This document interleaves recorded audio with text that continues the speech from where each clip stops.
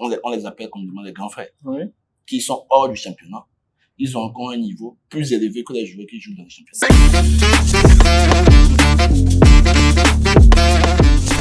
Bonjour, bonsoir à tous. Bienvenue dans ce nouveau numéro du Rang Orange. Je suis Roger. Aujourd'hui, nous avons la possibilité d'avoir avec nous un joueur de basketball togolais qui a beaucoup fait dans son temps et qui continue de le faire. J'ai nommé Bill Elpidio. Bonsoir. J'aimerais que tu te présentes à ceux qui nous suivent pour qu'ils aient un peu plus une idée sur toi.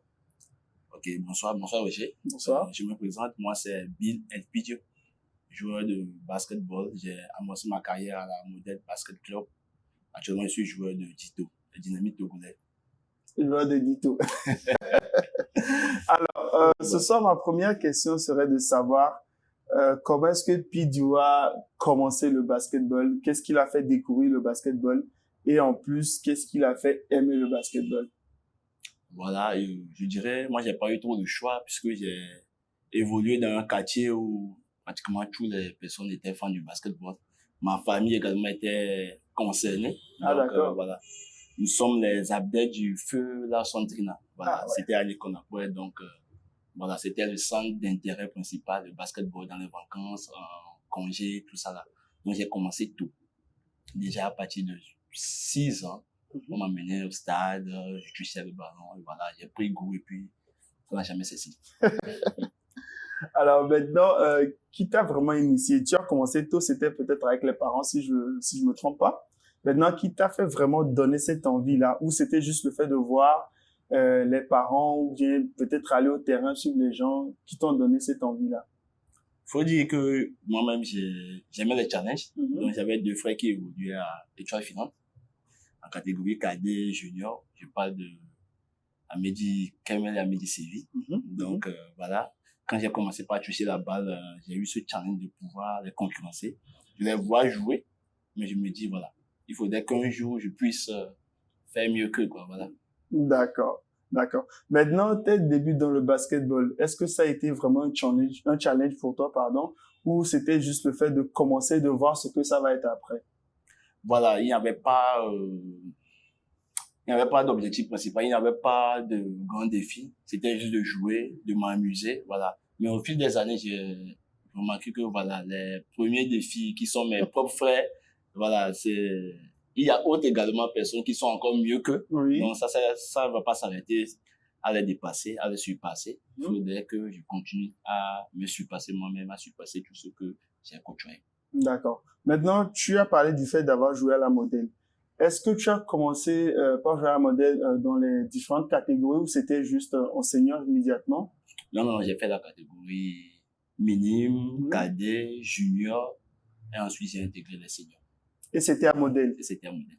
Et c'était comment? Est-ce que aujourd'hui, maintenant, tu retrouves tous tes copains des minimes? Si. C'est pourquoi je disais que c'était un centre d'intérêt principal. Nous tous, c'était le même centre d'intérêt, donc on a gardé ce lien-là, voilà, cette familiarité, cette affinité. On se retrouve toujours. D'autres ont arrêté de jouer, nous on a continué, mais ça n'a pas changé.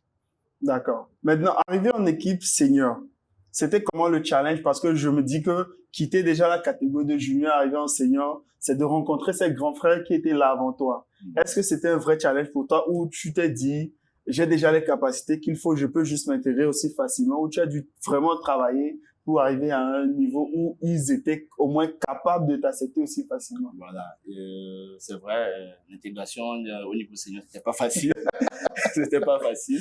Bon, disons, je me rappelle bien quand je suis arrivé à 17 ans. Donc, j'ai commencé les séances d'entraînement avec eux à 17 ans. Mais déjà, catégorie junior, on nous surclassait. On venait s'entraîner avec eux. Mais on ne jouait pas. Donc, j'ai dû attendre pratiquement 2 ans avant de pouvoir porter un maillot senior de la Modèle et jouer pour la Modèle. 2 saisons pleines, je veux dire. Ok, d'accord, voilà, c'est ce que je voulais vraiment notifier ce point-là. Donc, ce qui veut dire que ces 2 saisons-là, tu étais plus sur le banc, à suivre les grands frères jouer. À suivre les grands frères jouer, à venir aux séances d'entraînement, voilà. Il faut dire que je fais partie de la génération où on a connu cette transition-là, de connaître l'ancienne génération. Donc, le niveau était très élevé. Déjà, les 12, déjà fait partie de ces 12, c'était voilà. Parce que déjà, quand tu viens au séance d'entraînement, ce que tu voulais voir faire, Oui, tu te poses la question, est-ce que je peux. je peux le faire? Donc voilà, ils m'ont adhéré, ils m'ont aidé à évoluer, ils m'ont enseigné plein de trucs, et voilà. Et c'était quoi cette sensation le jour où tu es rentré en plein jeu? Quelle était ton impression face à l'adversaire et tu t'es dit, voilà, est-ce que tu t'es posé beaucoup de questions à savoir si tu pouvais y arriver ou pas? Déjà, je me rappelle bien de ce match. C'était contre qui, justement? C'était l'équipe de Fates, l'équipe du grand frère d'Amtare Fatao. Oui. Il était dans son prime à cette époque-là. Donc, voilà. Donc, il s'est arrivé que l'aile, voilà, au poste des ailiers, voilà, les fautes nous ont beaucoup pénalisé. Donc, le coach n'avait pas au choix que d'utiliser le réserviste le rookie de l'équipe. Donc, voilà. Donc, c'est un constat fait. J'ai analysé les matchs et je me suis dit, le match ne sera pas comme les autres matchs. Avoir l'allure, je vais entrer en jeu. Ils auront besoin de moi. Tu as senti donc, ça? Donc là, j'ai commencé par chambrer dans ma tête, la pression, tout ça là, c'était, je me posais, comme tu l'as dit, je me posais plein de questions. Qu'est-ce que j'irais faire? Quoi? Si on perdait ce match, est-ce que ça serait pas de ma faute? Voilà. Donc c'était un moment inoubliable. Je suis allé. Faut dire que j'étais chanceux. Ah, voilà. Très chanceux. J'ai toujours été chanceux. J'ai toujours été chanceux. Je ne dirais pas qu'il y avait cette confiance, cette certitude-là, mais bon. Vous savez, quand vous vous entraînez, ça paye à un ça, moment c'est donné. Donc, j'ai pris des décisions qui ne sont pas assez bonnes, mais j'ai réussi quand même à les concrétiser. J'ai fini ce match-là à 15 points. On a 7 perdus, mais ce que je me rappelais, c'est qu'arrivé un moment, le Fatao avait marre. Donc, il s'est dit non. Laissez le petit, je vais le prendre moi-même parce qu'il va finir par me gâcher la journée. Donc, c'était un peu ça l'anecdote. J'ai aimé. On m'a apprécié à la fin, mais voilà.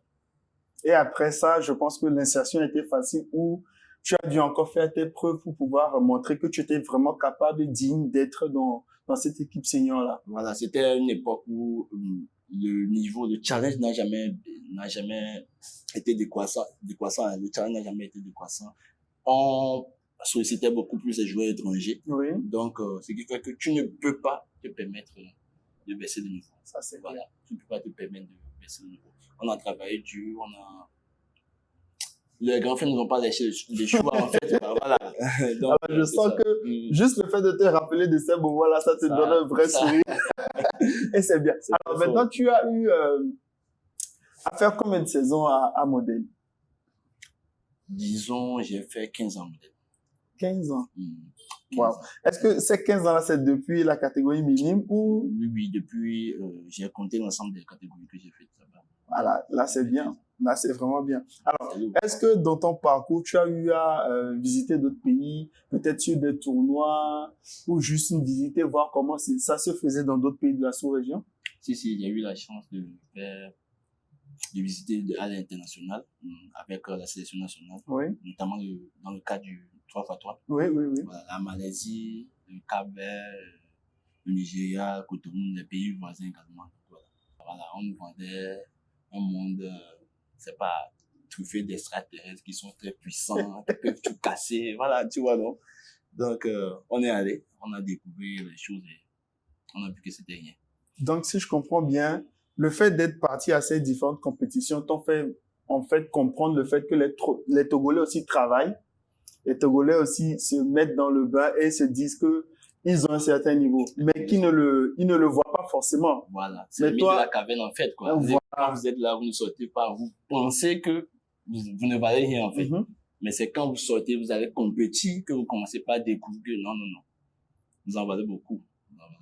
Est-ce que dans un premier temps, après avoir eu à jouer ces tournois-là, tu as eu cette envie de peut-être aller te chercher dans d'autres pays, voir si tu avais, voilà, cette possibilité-là? Si, j'avais eu cette envie-là dont tu parles, mais il y avait ce dilemme-là dans toute ma vie active. Après mes études universitaires, il faudrait choisir si je veux faire carrière en basketball ou si je veux continuer avec le boulot et tout ça, mon monde professionnel actuel. Donc c'était fort, mais j'ai finalement penché pour mon monde professionnel actuel parce que vu, comment dire, l'élan que prenait nos championnats, je voyais que ça n'allait pas trop aboutir. J'avais pas les moyens, en fait, de vivre de ça. Donc, j'ai fait mon choix. Ouais. Voilà. Donc, je ne regrette pas. Mais je ne le conseille pas également aux autres qui ont l'opportunité de pouvoir se challenger ailleurs. Oui. Alors maintenant, après la modèle, tu as eu à jouer à Dito. Comment est-ce que ça s'est fait, ce changement-là? C'était un choix personnel, c'était l'envie de découvrir autre chose ou ça s'est fait comment? Oui, c'était la seconde option, l'envie de mener une autre aventure. Ça fait 15 ans, on a pratiquement tout bouclé avec la modèle. Tous les titres possibles, titres individuels, titres collectifs, voilà, on a tout eu avec cette couleur jaune-là. Et avec le temps, voilà, l'âge nous prenait, donc il ne restait pas trop longtemps à faire dans le basketball. Donc on s'est dit, bon, je me suis dit, pourquoi ne pas mener cette aventure ailleurs, découvrir également sous d'autres couleurs comment le basketball est.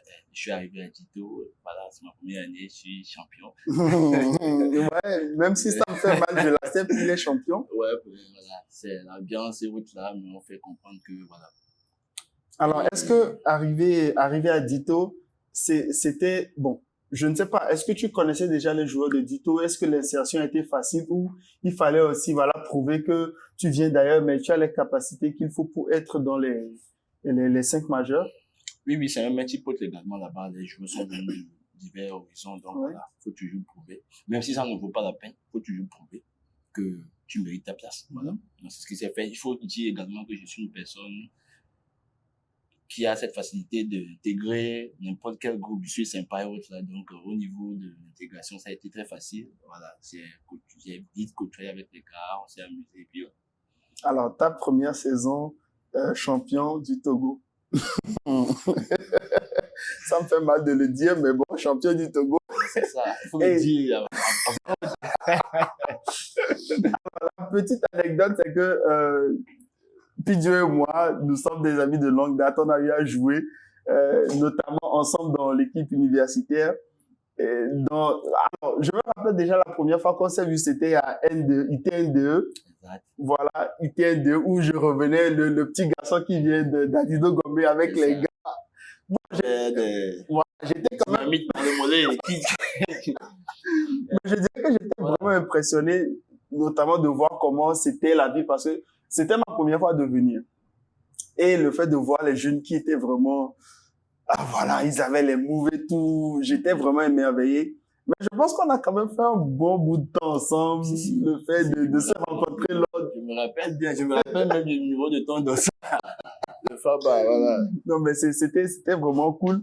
Et je sais quand même que tu as beaucoup à dire. Aujourd'hui, la question que j'aimerais te poser maintenant, c'est comment est-ce que tu vois le championnat togolais aujourd'hui? Je dirais que c'est un championnat qui n'a jamais manqué de talent, mais auquel on devait ajouter un petit touche d'événementiel et de revoir un peu le volet commercial. Et le talent ne manque pas, l'audience non plus ne manque pas, le public sont fans, les fans sont toujours là, malgré cette vacance de bonne organisation. Voilà. Donc je pense que c'est sur ces deux volets-là qu'on doit beaucoup plus travailler pour embellir un peu la chose et pouvoir le vendre. Voilà. Donc, si je comprends bien, le talent ne manque pas. Il faut plus d'événementiel et que la communication soit meilleure. Exact. D'accord. J'espère que quand même ceux qui nous suivent ont pris note, c'est très important. Il y a le talent au Togo, il y a tout ce qu'il faut. Il faut juste encore organiser beaucoup plus d'événements et vraiment communiquer autour de ces événements-là. Alors aujourd'hui, il y a nos jeunes frères, nos jeunes sœurs qui viennent. Comment est-ce que tu vois cette montée-là? Est-ce que tu te dis voilà, qu'il y a vraiment assez de talent aussi? Est-ce qu'ils peuvent prendre la relève après que les grands frères sont déjà partis? Ou voilà, quelle impression tu as de nos jeunes qui arrivent maintenant? Notamment des filles comme des garçons. Ma seule inquiétude avec leur évolution, c'est qu'ils vont manquer de goûter à la transition qu'on a goûté nous. Parce que c'est très important cette transition entre générations. Aujourd'hui, peut-être nous tous qui, je dirais pas en fait de carrière, mais qui avons déjà fait un long parcours dans le championnat, nous sommes à Dito. Oui. Et ça m'a plu de pouvoir livrer ce challenge à cette finale-là avec une équipe de finale très jeune. Oui. Voilà. Et vous savez, c'est ce challenge-là qui appelle transition. Oui. Voilà. Quand ils confrontent les grands frères comme nous, ils se doivent de se surpasser. Oui. Voilà. Et c'est ce qui pourrait manquer un peu à la génération qui arrive parce que il faudrait que aux côtés des filles, les grandes sœurs et aux côtés des hommes, des grands frères puissent rester encore longtemps dans le championnat pour pouvoir les enseigner, pour pouvoir les challenger, pour qu'ils puissent grandir et prendre la relève. Mais si le championnat n'est pas assez motivant, voilà, les grands frères vont désister, ils vont partir et puis voilà. Et puis les jeunes se laisseront à eux-mêmes et voilà. Ça sera un monde flou où tu vas penser que tout est rose, mais en réalité, c'est que tu n'as pas connu ce qui s'est fait dans le passé avant toi. Ça, c'est vrai. Alors, aujourd'hui, est-ce que tu as une explication face au fait que la plupart des grands frères quittent tôt le championnat togolais? Quelle est ton idée à propos de ça? Parce que si on remarque, on voit que la plupart des personnes qui, peut-être même nous, dans notre génération, il y avait beaucoup de grands frères qui ont dû laisser avant même qu'on ne soit là. Mais est-ce que tu as une idée par rapport à ce fait que ces grands frères-là quittent très vite le championnat togolais? Oui, le désintéressement, bon, je dirais, c'est dû à la routine. Parce que les grands frères dont on parle, ils ont également, tout comme nous, réalisé tout ce qui est toute compétition, tout ce qui est pouvoir réalisable, être réalisé, ils l'ont fait. Donc, arrivé un moment, pour pouvoir être moins désintéressé, il faudrait que l'organisation permette à ce qu'on fait des compétitions internationales, on participe à des faux basket, tout ça. C'est ce qui pourrait garder les gens. Parce que quelqu'un qui se bat avec sa vie active, et encore le basket, et qui a déjà tout obtenu, pourquoi encore il va se casser la tête? Ah, voilà, tu vois un peu, non? Donc, ça les désintéresse. En plus, quand tu viens, ça, c'est la même chose qu'on produit, c'est la même chose qu'on te sert à chaque fois. Ça désintéresse. Sauf ceux qui ont de la passion très forte. Et c'est quelques-uns qui sont restés. Les autres, je dirais, Roger, quand on prend l'ensemble des joueurs, on les appelle comme des grands frères, qui sont hors du championnat, ils ont encore un niveau plus élevé que les joueurs qui jouent dans le championnat. Ça, je vais pas dire que tu as menti, c'est vrai. C'est vrai. Ils sont là, ils jouent dans les pieds grands, ils ont le niveau, tu sens que il y a l'expérience. Ils pouvaient encore jouer le championnat, mais c'est le désintéressement, ils ont plus envie de faire la même chose, la même routine. Ils veulent quelque chose de nouveau. Ils veulent sentir que vraiment, quand eux-mêmes ils se donnent, l'organisation également se donne, et que l'avancée se fait ressentir en fait. Merci quand même pour ces quelques mots parce que c'est très important, le désintéressement de nos grands frères. C'est dû au fait qu'il n'y a peut-être plus de challenge, il n'y a plus grand chose à prouver, il n'y a plus cette envie-là de vouloir continuer, montrer vraiment qu'on a encore ce qu'il faut. Mais bon, on espère que ça va pas être trop vite fait dans la génération qui est là actuellement. Alors aujourd'hui, on a notre championnat et on a quelques petits tournois aussi qui se font ci et là. Alors, si aujourd'hui tu avais la chance de jouer un rôle dans notre basketball togolais, quelle serait ton action? Quel serait ce que tu aimerais faire pour impacter ce sport-là? Là, actuellement, je dirais même ça devient une évidence, hein, parce que ce que tu dis là, je me dois de le faire. Je me dis, il faudrait que j'apporte également ma pierre à l'édifice. Il faudrait que je mets la main à la tâche. Ce n'est pas le travail de personne n'est né Jean, président de la fédération, personne n'est né président de la ligue, voilà. Donc, eux aussi, ils ont eu certaines volontés et se sont mis devant pour pouvoir administrer tout ça là. Donc, il faudrait que nous tous, joueurs comme anciens joueurs, nouveaux joueurs, on met la main à la tâche. Donc, je dirais, la fois dernière, on a joué, il y a eu un événement de 228 grandes basketball. C'était un événement que j'ai kiffé énormément, vu l'organisation, parce que j'ai vu que tout ce public-là, ils sont pas venus, ils sont pas importés, hein, ils n'ont pas pris l'avion, ce sont des Togolais qui étaient là, sur place.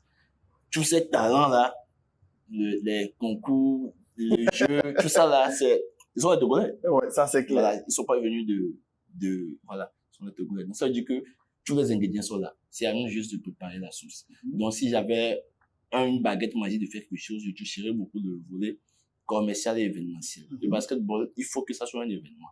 Il ne faudrait pas juste qu'on vienne là, on joue et puis, non, il faut que ça soit un événement. Il faut que le terrain soit, c'est pas, l'ambiance qui doit y régner, Oui, voilà. je comprends. Tu vois un peu ce que Oui. je veux dire, voilà. C'est ça qui attire, en fait, les fans, le public. C'est ça qui pousse quelqu'un qui n'a même pas encore touché le basketball. Tu vas lui donner envie de pouvoir toucher. Donc, c'est sur ce volet que moi, je mettrai beaucoup plus accent. C'est à drainer des partenaires, Oui. des sponsoring pour nous accompagner. Des fois, on attend que le sponsor vienne et en pouvoir réaliser quelque chose avec. Mais des fois, il faut réaliser quelque chose pour attirer le sponsor. Oui. Voilà. Quand la réalisation est très bonne, les partenaires, les sponsors sont aussi motivés. Oui. Mais si ce qu'on produit déjà, ils ne voient pas trop, ils ne sont pas intéressés, ça ne les séduit pas. Donc, je dirais que ton point focal aujourd'hui, c'est le fait de créer plus d'événements et de faire une com assez puissante pour attirer ceux qui sont là ou qui aimeraient bien vivre ces expériences-là. Exactement. Alors, la petite anecdote, c'est que le Playground Basketball Playground 228, bon, j'espère que j'ai pas fait d'erreur en prononçant le nom, hein. Il y avait beaucoup de monde, ça c'est vrai.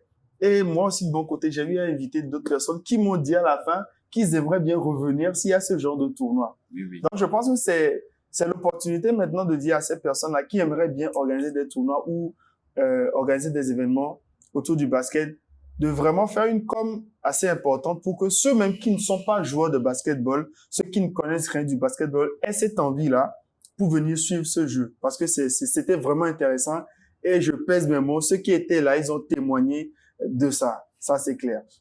Alors aujourd'hui, j'aimerais notifier un point qui est le coaching. Que penses-tu du coaching togolais quand on parle de basketball? Oh, je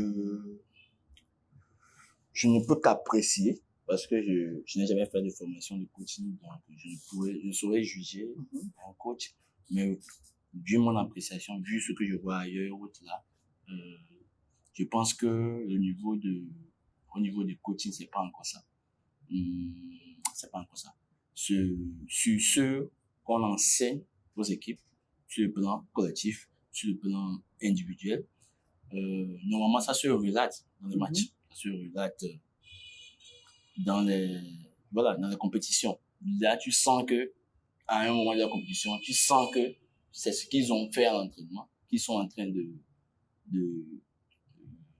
réaliser. Oui. Voilà. Et c'est ce qui manque dans la plupart des équipes aujourd'hui. Le travail de bang-gang, le travail à l'interne, c'est pas tout ça. Bon, je peux pas apprécier quand même, mais vu ce qu'ils produisent, on a l'impression que c'est pas trop ça. Moi, j'ai fait ma remarque avec, quand tu suis les matchs, les séquences de jeu, les séquences d'attaque placée, comment les équipes réagissent, sur les engagements, sur les money time, comment les tactiques, voilà. De même les techniques individuelles des joueurs. Quand tu vois certains joueurs, c'est ce que tu fais en entraînement que tu vas répéter. Ça, c'est clair. Donc, si la technique ne vient pas, c'est que tu ne t'entraînes pas aussi techniquement que ça. Voilà. Si l'adresse n'y est pas, c'est que tu ne t'entraînes pas suffisamment. Au shoot, voilà. D'accord. Alors aujourd'hui, on a beaucoup de jeunes. Je reviens sur les jeunes parce que je me dis que ce sont la relève du basketball. Ces jeunes-là viennent. Quel conseil tu as à donner à ces jeunes talents qui viennent aujourd'hui?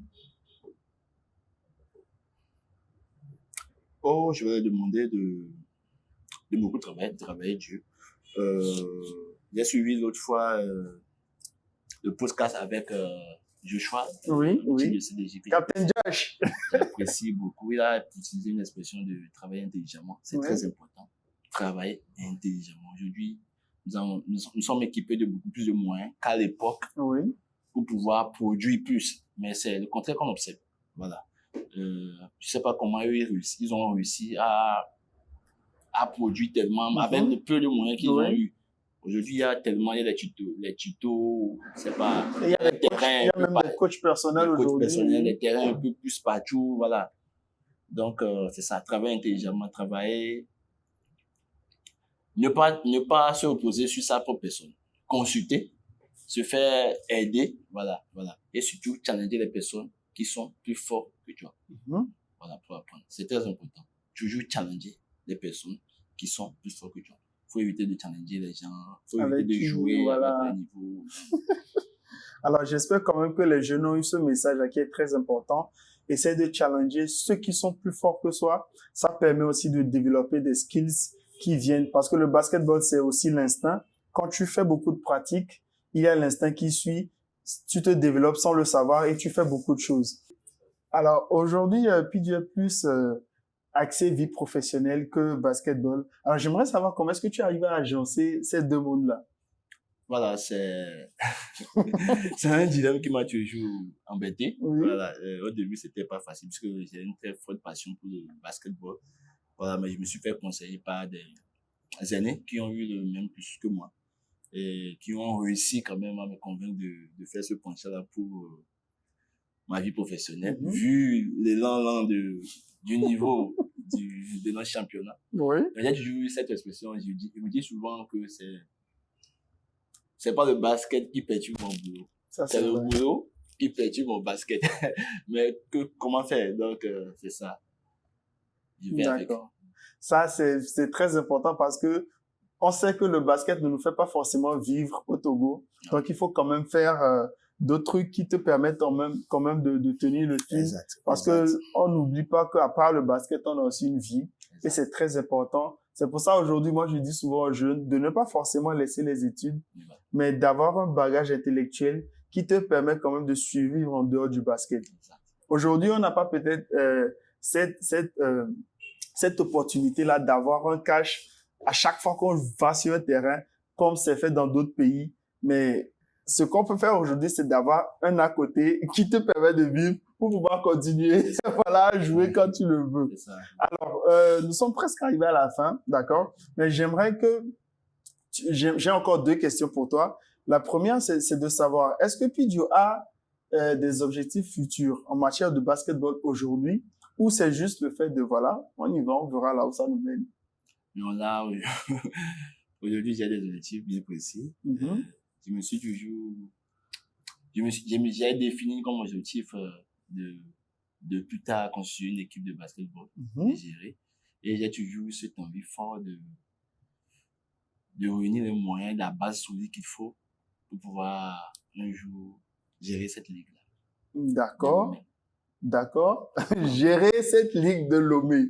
Déjà, bon, moi je suis content parce que au moins je sens qu'il y a assez beaucoup de jeunes de notre génération qui veulent vraiment changer le basketball. Et c'est déjà une bonne chose parce que on a cette mentalité-là d'améliorer les choses. Je te remercie déjà pour ce point-là que tu as notifié parce que ça me fait comprendre en fait comment est-ce que le basketball nous a impacté d'un côté et comment on aimerait bien faire évoluer les choses pour cette génération-là qui vient.